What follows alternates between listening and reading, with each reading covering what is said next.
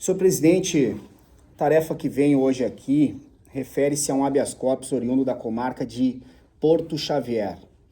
Na oportunidade, a Polícia Civil ela detinha algumas informações relativas à suposta traficância que envolvia a paciente.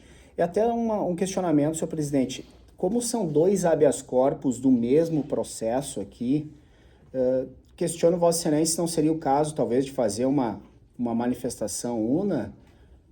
Sim, o senhor está com razão, sim. Nós podemos julgar também o número 26 da pauta. Até para... São dois pacientes, né? Um é Humberto Braz de Souza e a outra é Bruna de Souza Braz. Certo. Mas é o mesmo decreto preventivo, é o mesmo processo. Então, o senhor fica à vontade para Perfeito. Até para contribuir com a questão do andamento da pauta. E na oportunidade, a autoridade policial, a Polícia Civil, ela tinha informações de que a senhora Bruna ela estaria exercendo essa traficância na sua residência. E por que é importante esse contexto fático, senhor presidente? Porque nós não estamos falando de uma ação em tese de flagrante oriunda por um policiamento ostensivo da Brigada Militar. Não. Nós estamos falando de uma ação, de uma autuação em flagrante oriunda de uma campana realizada pela Polícia Civil. E por que friso isso, nobre desembargador Davi? Porque nós sabemos que a Polícia Civil, por ser uma polícia investigativa, ela detém, por óbvio, o conhecimento de toda a matéria relativa a como deve se proceder um flagrante delito, mas muito mais que isso, como deve se proceder um pedido de busca e apreensão. A partir do momento que ela vinha investigando, segundo informações da autoridade policial, que ela vinha investigando a senhora Bruna, o senhor Humberto e o terceiro réu, qual está incluído na ação penal.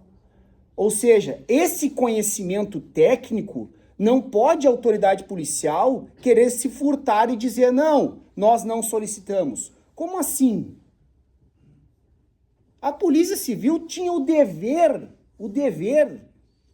e quero deixar bem frisado aqui, tinha o dever de exigir uma medida de busca e apreensão a partir do momento que tinha uma investigação aberta, que tinha elementos, segundo ela, existentes da ocorrência da prática de um crime, e não fez, desembargador Márcio. Mas muito mais que isso, em relação a essa ação negativa de não fazer, a Polícia Civil vai até o local e realiza uma campana investigativa.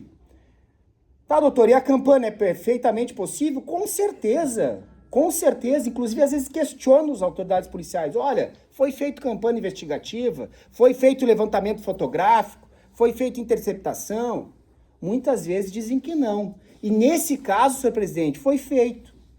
Mas aí que anda a grande discussão. Quando realizada a campana, entende os policiais que ali estavam, policiais civis, que se estaria diante de uma ação de flagrante, pois um terceiro, um usuário, teria entrado nessa residência e realizado a comercialização ali de compra e venda do entorpecente. O que faz a autoridade policial? Ingressa na residência e encontra, e é por isso que eu entendo, nobre presidente e demais desembargadores, da importância dessa minha sustentação, porque Vossa Excelência sabem que não é de hoje que eu venho a essa Câmara. São 14 anos vindo aqui e eu posso dizer, senhor presidente, que esses dois casos concretos, se fossem situações interpostas há 6, 7 anos atrás, sequer eu teria a honra de estar sustentando aos senhores. Por quê? Porque eu tenho 0,7 gramas.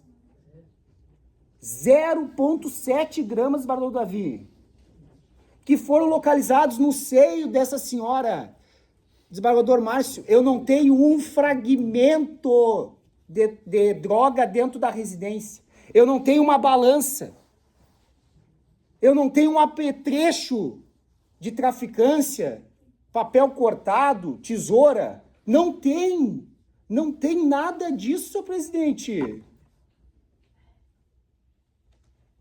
Mas por que eu estou querendo dizer isso a Vossa Excelência? É discussão de mérito? Por óbvio que não. Eu estou dizendo que a prisão preventiva ela não é aplicável a essas situações, porque isso não fere a ordem pública.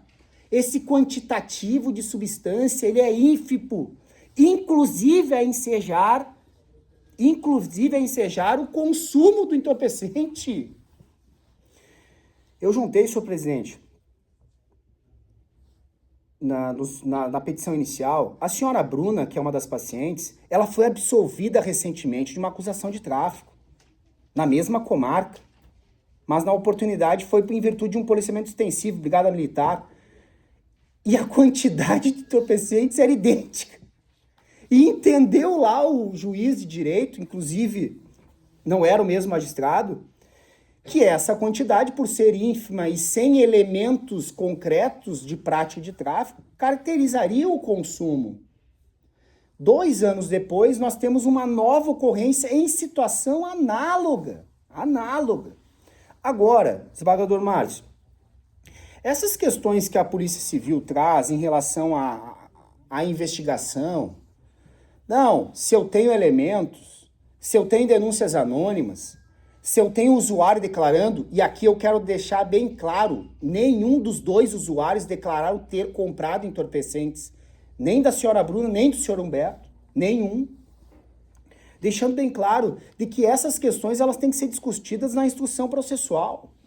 Agora, tanto em relação à senhora Bruna e em relação ao senhor Humberto, as medidas cautelares diversas elas são perfeitamente aplicáveis ao caso.